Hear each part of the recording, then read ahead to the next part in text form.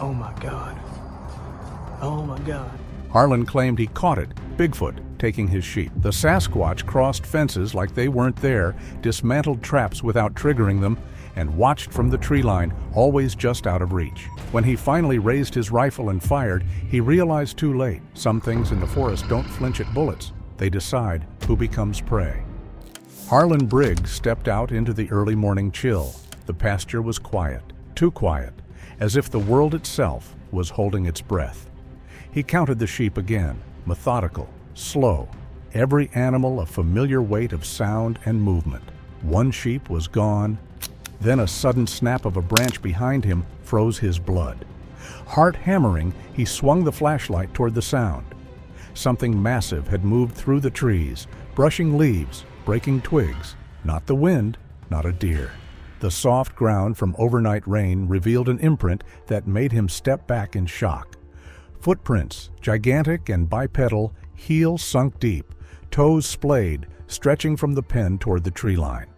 They curved deliberately around rocks and twigs, avoiding sound like a predator gliding through shadows, and one print stopped just short of the trees, as if pausing to watch him. He assumed a bear at first, but the stride was too long, too purposeful. Bears didn't move with calculated silence or a sense of awareness. Something intelligent had passed here, and it was still watching him. He measured one with his boot. 18 inches at least. He'd seen bears, elk, and the occasional wandering moose, but nothing left footprints like this. The mud was pressed firm, edges smeared slightly by rain, yet unmistakable. Whoever, or whatever, had passed had weight and height beyond normal. How heavy did something have to be to sink the earth this deep and still move without noise? He moved toward the tree line, flashlight sweeping across the dark undergrowth, when a shape shifted between the trunks. It was massive, broad-shouldered, standing upright, and Harlan froze. At first, the dim outline looked like a bear, but then it took a step that made his gut tighten. The legs swung with a fluid, precise motion, no lumbering stumble, no panicked retreat. Every movement radiated intelligence and a chilling awareness that it was watching him. The air smelled heavier near the forest, something musky, primal, mixing with the faint odor of pine and decaying leaves. Harlan's pulse quickened. He crouched, holding the flashlight low, peering between shadows. The creature didn't move again, didn't even look at him, or maybe it did, but he couldn't tell in the failing light. That evening he counted the sheep again. The remaining animals were restless. A lamb shuffled nervously, head low, ears swiveling. Harlan's heart sank when he noticed another animal gone, a smaller calf this time. The drag marks led to the forest, cutting through the undergrowth like a measured path. Why take it again so soon unless it wanted him to notice? He inspected the edges of the trees. It was at this moment that vocalizations reached him. Low, brief, controlled sounds from the trees. A sequence of short calls, almost conversational, echoing briefly and stopping. Harlan stiffened, scanning the darkness with his flashlight. The livestock clustered near the pen's center, uneasy. The sounds ceased before he could identify a source. He realized this presence wasn't wandering aimlessly. It was aware, deliberate. Were those calls meant for others, or meant for him to hear? He moved closer to the forest again. The tracks curved around rocks and fallen logs, avoiding open patches where moonlight touched the ground. The pathway was intelligent. Someone, or something, had mapped it. Harlan's pulse hammered in his chest. The predator was stronger than any bear, faster than any elk, and more cunning than any animal he'd encountered. By full nightfall, he had checked the pens 3 times. The remaining sheep and calf were huddled tightly, eyes reflecting the dim light of the barn. But his stomach sank as he counted again. 4 calves were missing this time. The quiet panic in the animals, the absence of their small bleats, hit him like a punch. His hands shook, gripping the flashlight tighter as dread settled in his chest. He stayed outside, flashlight low, scanning shadows. Every rustle of leaves, every snap of a twig made him flinch. A movement caught his eye, low in the brush. Something shifted, tall, upright, and then vanished into the darkness before he could get a clear view. Harlan stood perfectly still, listening. The breathing he finally noticed was deep, steady, not like a cow or sheep.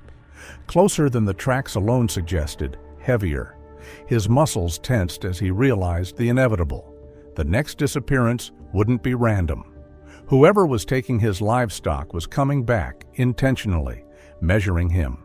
The intelligence behind those tracks, the controlled movements, the vocalizations, they all meant it understood its environment and it understood him. If it was studying him, how long before it decided to act? By dawn, another sheep and 3 calves had disappeared. The drag marks led straight toward the tree line, meticulous, deliberate, avoiding noisy brush and loose ground. The prints were larger now, sharper, overlapping previous tracks. He swallowed hard, realizing the creature was learning, adapting, always one step ahead. Harlan crouched again, flashlight sweeping the area.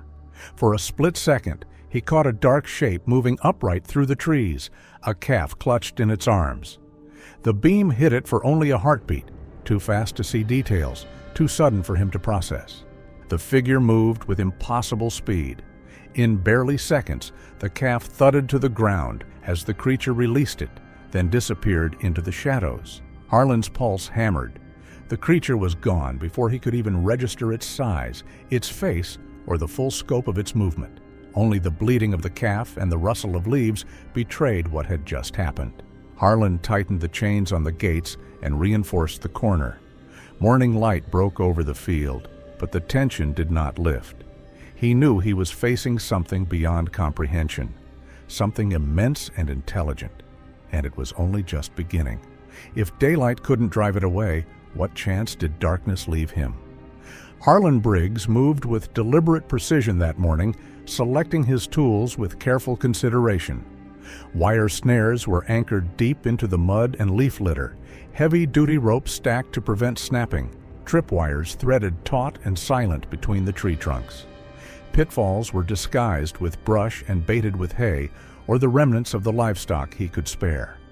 Each trap was placed along the tracks he had studied for days, following the curves, avoiding noisy ground, tracing paths chosen with almost unnatural care. Every movement of the predator had been calculated, and Harlan knew his response had to be just as precise. When night fell fully, he made his rounds again.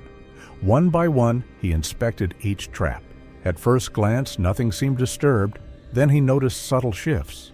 The snares no longer held tension. The tripwires sagged slightly, the cans empty of gravel. Pitfalls remained intact, but the stones had been moved aside and stacked neatly. The bait was gone, every trap dismantled with surgical precision. Harlan knelt beside a snare, pressing his fingers into the mud. Large, wide prints marred the soil, not human, too long and thick. Fingertips ending in pads no man could have. The creature had not avoided the traps. It had studied them, examined them, removed every obstacle without panic or error. If it understood his traps this well, what else did it understand about him?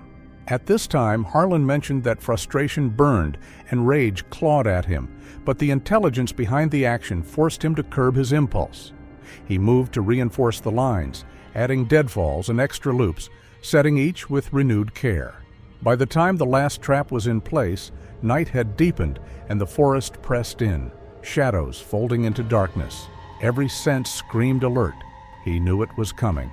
He settled near the barn, rifle across his lap, flashlight low but sweeping the forest edge.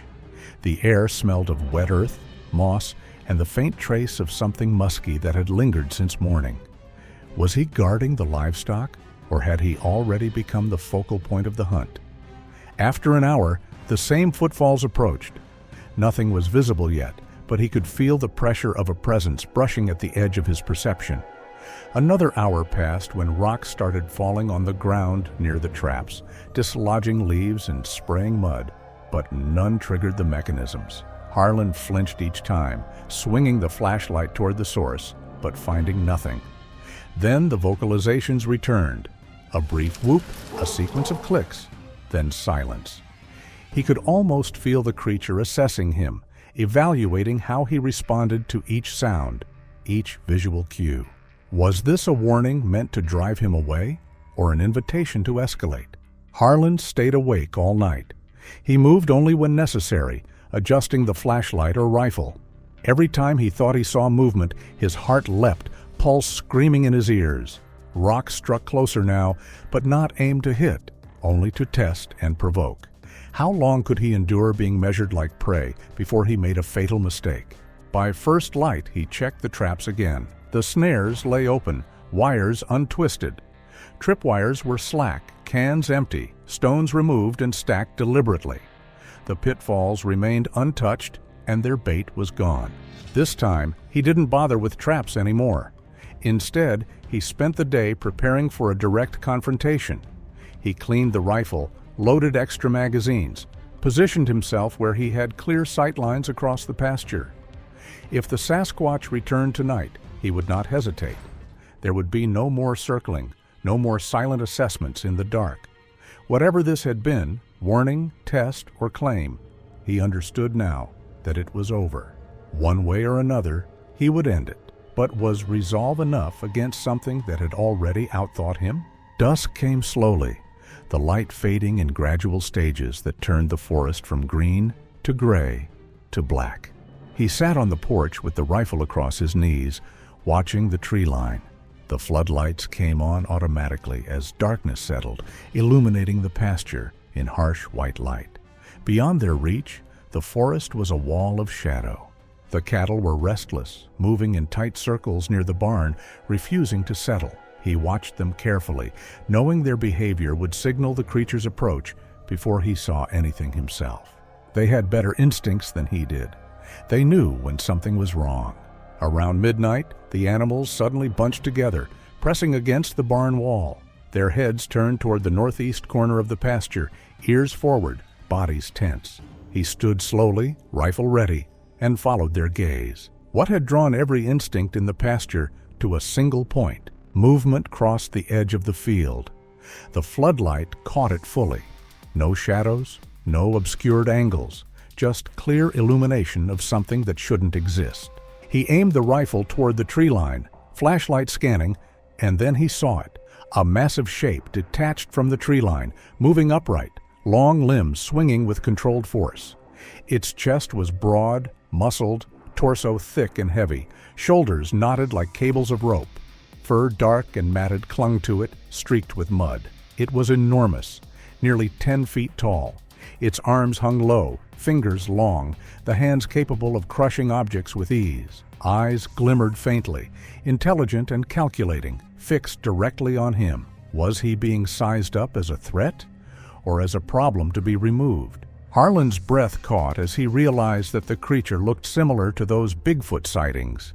The rifle felt suddenly insufficient, yet he raised it anyway. The creature froze for a heartbeat, almost as if it were studying him.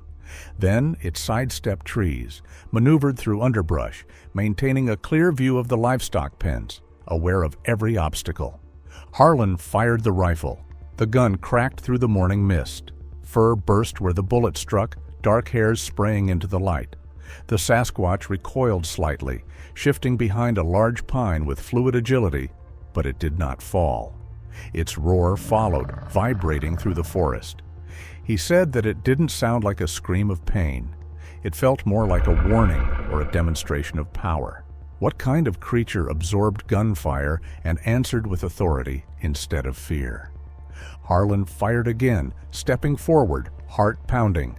Adrenaline consumed him, sharpening his focus. But the Sasquatch didn't flee. Instead, it moved with purpose, not panic. Branches snapped as it maneuvered between trees, dodging with unnatural precision.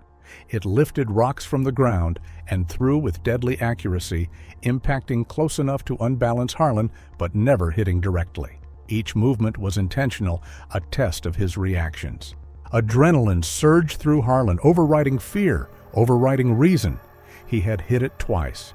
It was wounded, it was running. Every instinct told him to let it go, to stay in the light, to be grateful it was leaving. But something else drove him forward. Anger, frustration, the need to finish what had been started. He grabbed the flashlight and ran toward the forest, rifle ready, following the sound of the creature's retreat. The floodlights faded behind him as he crossed into the trees, darkness closing around him like water. His flashlight beam cut through the shadows, illuminating tree trunks and undergrowth in narrow slices of visibility. How far could light carry him once he abandoned safety? He could hear the creature ahead, heavy footsteps crashing through the forest, moving fast but not panicked. He followed, pushing through branches, stumbling over roots, his breath coming hard and fast. The sound of his own movement filled his ears, making it difficult to track the creature's position. He tried to track it with the flashlight, but its agility through the dense forest made it vanish at moments, only to reappear seconds later in a new position. Every motion seemed designed to provoke, to intimidate, to assert dominance without immediate attack. Harlan ducked behind a tree as another rock slammed into the ground near his feet. The vibrations rattled through his boots, teeth, and chest. He fired a third time. Again, the creature moved with purpose.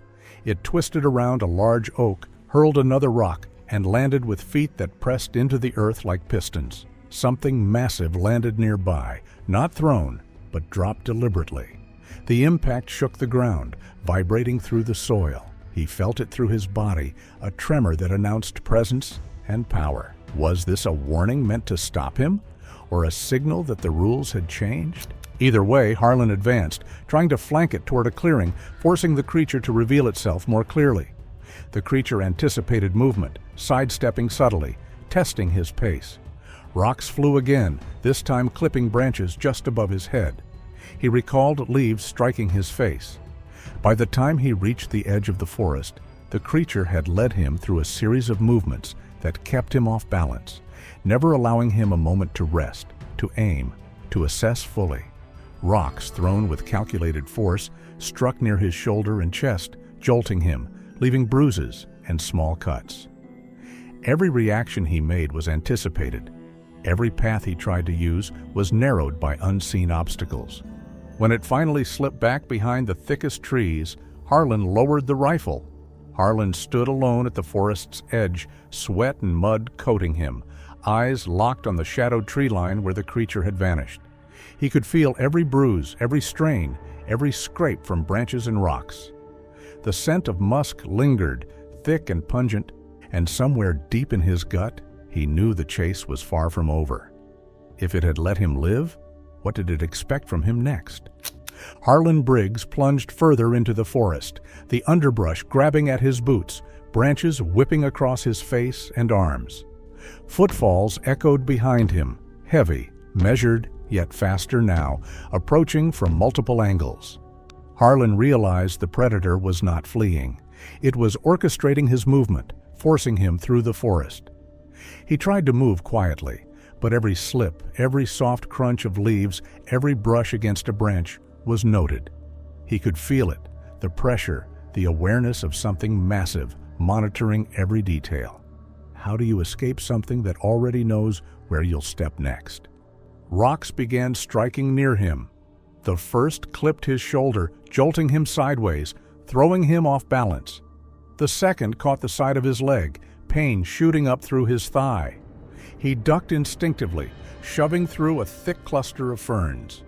The rocks came from directions he could not see, tossed with accuracy beyond human capacity. The forest itself seemed complicit, each branch and obstacle positioned to slow him. He forced his way forward, navigating around fallen logs, leaping over shallow ravines, pushing through dense clusters of saplings. Each footfall brought a new thud of distant impact, a rustle of leaves above, or the snap of a branch near his head. The creature's vocalizations punctuated the chaos, low huffs, guttural calls, short clicks, echoing through the trees. Was it coordinating the hunt, or savoring it? Harlan slipped on a moss-covered rock. The impact sent him sprawling onto wet leaves, boots sliding on mud. Pain shot along his arm as he braced against a tree trunk. Above, branches snapped sharply, as if struck by deliberate weight, falling just close enough to force him into a stumble. Footsteps that had seemed retreating transformed abruptly, closing the distance. Heavy, calculated steps landed behind and beside him, approaching faster than expected, almost flanking him. Harlan spun, scanning for the source. Nothing visible, just shadows, darkness, and the pervasive musk in the air. He realized fully. He was no longer in control. He was being hunted. If control was gone, what chance did instinct alone give him now? Another rock struck his shoulder, hard enough to jar the joint. He stumbled into a cluster of saplings, leaves whipping his face, branches slapping across his arms. He forced himself upright, eyes darting through the dim light filtering from above. Harlan's chest burned from exertion, his legs slick with mud and sweat. Yet he pressed on, forced by fear, determination, and an instinct to survive. Rocks struck again, this time from multiple directions, pinging off trunks, thudding into earth near him, close enough to draw blood from a glancing contact. Pain radiated through his arm and shoulder, but adrenaline pushed him forward.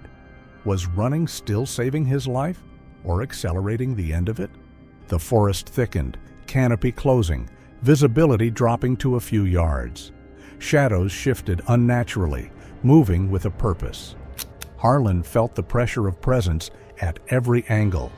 He ducked under a fallen branch and froze, listening. Breathing, not his own, pressed in, deep, measured, resonating through the soil. The creature was near, yet he still could not see it. Branches snapped ahead. A low grunt echoed through the trees. Rocks tumbled from above, sliding down steep embankments, striking the earth dangerously close. He stumbled, nearly toppling, but regained balance, forcing his way toward what he hoped was an exit path. But the footsteps behind changed. They split, with some slowing, some circling back. Harlan pressed forward, ducking under another low branch. Every sense screamed danger. The vocalizations resumed, low, guttural huffs, high-pitched whistles, clicks that punctuated the chaos. He realized the creature's intelligence went beyond awareness. It was actively manipulating him, controlling the hunt, using terrain, sound, and force to dominate the encounter. How do you outthink something that has already engineered every move you make? A final rock struck near his feet, bouncing and grazing his calf. He lunged to avoid it, hard hammering, and skidded down a slope into a shallow ravine. When he looked up, shadows flitted at the edges of vision. Rocks rained with increasing frequency and accuracy, forcing him further down, deeper, leaving no clear path back. The realization hit fully. He was trapped. The predator had turned the forest itself into a weapon, guiding him with force, voice, and presence. Every movement he made, every reaction he had been anticipated. Harlan understood. He was no longer the hunter. He was prey. The Bigfoot had orchestrated every step, every stumble, every beat of adrenaline. He was inside its design, moving exactly where it wanted. Once you realize you're inside the plan, is there any way left to break it? The forest, the rocks, the vocalizations, the movement, it was a deliberate hunt, with him as the target. And the Bigfoot would not stop until it had assessed, tested, and maybe even killed him. The forest around him seemed to close in, the canopy thickening, shadows coiling with an almost predatory patience. He realized the stomps had pivoted. They were closing in, fast. A rock slammed against his shoulder, pain radiating sharply, forcing him sideways. Another struck his leg, the bone deep beneath his skin burning with impact. He stumbled, caught himself against a tree trunk, mud sliding beneath his boots. How many more hits before his legs stopped answering him? He forced himself forward, heart hammering, legs screaming, but the rhythm of the forest betrayed him. Footsteps circled, approaching from multiple directions now, not random, not panicked, measured. He could feel them closing from above, behind, to the sides. Rocks began to rain from multiple angles. One struck his arm, leaving a bruise already forming through the thin fabric of his sleeve. Another slammed into his shoulder, jerking him sideways. He ducked instinctively as more stones thudded near his boots, kicking up mud and leaves. The stomps had drawn closer, echoing off trunks. They weren't just behind him, they flanked him now, closing paths, constraining options. If every direction was blocked, which way did the predators expect him to move? Branches snapped overhead with exact timing, forcing him to dodge, turn, stumble. Rocks struck perilously close, clattering off trunks and falling around him. He tried to raise his rifle, but the weight felt unwieldy. Mud clinging to the stock, blood from his scrapes making the grip slippery. Then from the shadowed edges, shapes began to emerge. Larger, broader forms, moving upright, hidden partially behind trees, blending with the dim light and fog. At least 2, then 3, finally 5. Bigfoots, previously unseen, stepping into positions that surrounded him. They closed in, forming a semicircle. With a final effort, he stumbled toward a clearing visible through the trees ahead. The pack did not pursue. He stepped forward, forced by their manipulation. He knew that he was walking directly into the pack's command, but what else could he do in this situation? Ahead, some Bigfoot stepped fully into view. It was massive, towering, nearly 10 feet tall, shoulders broad as tree trunks, arms thick with muscle and sinew. Dark fur clung to bodies that were both humanoid and otherworldly, streaked with mud, knotted from the forest, yet sleek in motion. Their hands were enormous, fingers thick, knuckles defined.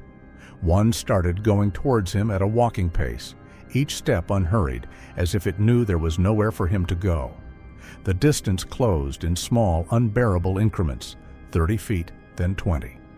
Harlan's thoughts fractured, cycling through excuses that fell apart the longer he watched it move. Bears didn't walk like this. Men didn't move with this weight. The ground compressed under its feet, leaves folding into the soil with every step, and Harlan found himself counting them without meaning to, waiting for the moment it would break into a charge. It never did. Why rush when patience alone was already breaking him?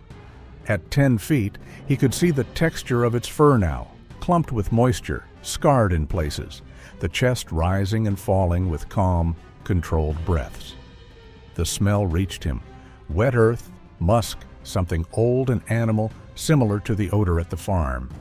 Then at 5 feet, it stopped directly in front of him, close enough that Harlan had to tilt his head back to meet its eyes, close enough that he could feel the heat coming off its body, and knew with crushing certainty that if it decided to touch him, there would be nothing he could do to stop it. Harlan raised the rifle, panic clawing at his mind. The creature's gaze first scanned the barrel, then the man holding it. For a moment, nothing happened.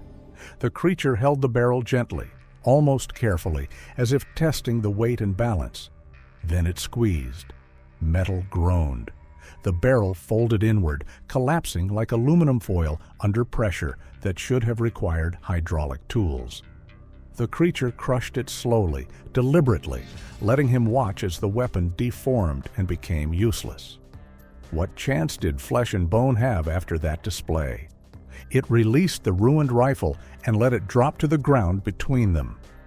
The sound of metal hitting earth seemed impossibly loud in the silence. He stared at the twisted barrel, his mind struggling to process what he had just witnessed.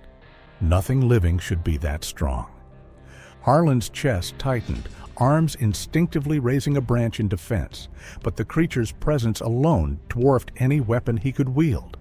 The creature stood over him now, close enough that he could feel the heat radiating from its body.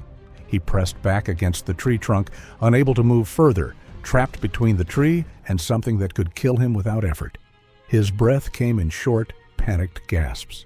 His heart hammered so hard he thought it might burst. For a moment that stretched into eternity, the creature simply stood there. Close enough to end him. Close enough to reach down and crush his skull the way it had crushed the rifle barrel. He waited for it, certain that this was how it would finish, that he had pushed too far and now would pay the price. He had grabbed a branch without thinking, tearing it from a dead sapling as he staggered backward, his fingers closing around the first solid thing within reach. He swung it wildly, feeble against the immense forearm of the Bigfoot. The creature brushed the wood aside effortlessly, a gesture of precision and dominance rather than force. Rocks thudded into the clearing, thrown from hidden angles by the pack surrounding him, each impact sending mud and leaves exploding into the air. Pain bloomed across his shoulder and down his leg. He stumbled, barely catching himself before the wet earth swallowed him. The creatures advanced deliberately, encircling him within the clearing, moving silently but with purpose. Their eyes were fixed, calculating, as if measuring his strength, intent, and reactions. Harlan could feel their coordination, a network of intelligence guiding every step, every gaze, every stone thrown. The vocalizations began again, short huffs, guttural clicks, and low whistles. The Bigfoot in front of him stepped closer, looming over him. Its arms hung low, hands capable of crushing bone and metal alike. Harlan's eyes met its own. The intelligence, the focus, the unyielding assessment radiated power. The creature reached out, effortlessly closing the distance between them. The branch fell from his hands as it deflected it aside. Then the massive hand closed around the ruined rifle, bending it further, and let it drop. The dull snap echoed in the clearing, a final demonstration of strength and control. Harlan pressed backward, knees weak, chest heaving, but the creature did not pursue, did not strike. It merely stood, dominating space and presence, asserting intelligence over raw aggression. Why prove superiority if death wasn't the objective? For a tense moment, the clearing held its breath, broken only by Harlan's ragged breathing and the faint whisper of leaves shifting underfoot. Then the creature produced a low vocalization, short, measured, almost conversational in cadence. It wasn't a roar or a scream. It was deliberate communication. In that instant, the realization settled over him with crushing weight. The creature could have ended him at any moment, but it hadn't. What it was doing now wasn't mercy. It was restraint, dominance asserted without the need to kill. The pack maintained its perimeter, silent, observant, their eyes tracking every twitch of muscle, every involuntary movement. They had proven control, tested him, demonstrated superiority. Every step, every strike, every calculated pause reinforced a hierarchy. He was prey in their intelligence-driven ecosystem. Finally, the Bigfoot turned, moving fluidly back into the shadows of the forest. The pack followed, coordinated, silent, leaving Harlan in the clearing. Mud, leaves, and blood coated him. His body ached from bruises, scrapes, and exertion. His chest heaved, lungs burning, heart hammering. Harlan sank to his knees, hands gripping the wet earth. The rifle was useless, his branch irrelevant. He was broken, battered, and alive. The creatures had left, leaving no tracks in the immediate clearing, no footprints in the mud, only the residual pressure of their domination. Was survival the gift or the punishment? Harlan Briggs understood the truth fully. He had encountered something beyond human comprehension. Strength, intelligence, coordination, and strategy had been employed against him. He was not just prey. He was observed, tested, and left alive to carry the memory, to understand the scale and depth of what he had faced.